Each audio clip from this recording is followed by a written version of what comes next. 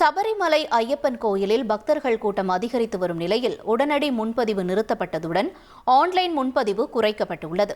கடந்த மாதம் 15ஆம் தேதி மண்டல பூஜைக்காக நடை திறக்கப்பட்டதிலிருந்து இதுவரை 30,82,107 பக்தர்கள் தரிசனம் செய்துள்ளனர்.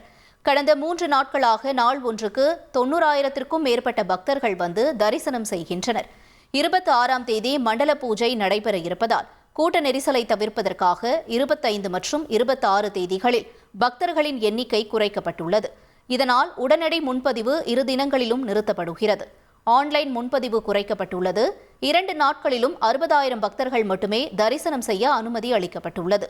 26ஆம் தேதி மண்டல பூஜை முடிந்தவுடன் நடை அடைக்கப்பட்டு மீண்டும் 30ஆம் தேதி நடை திறக்கப்படும்.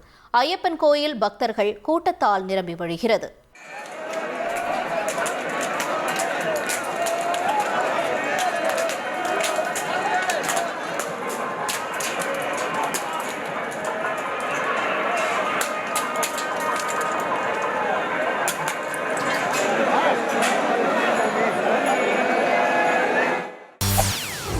செய்திகளை உடனுக்குடன் தெரிந்து கொள்ள உடனே சப்ஸ்கிரைப் பண்ணுங்க.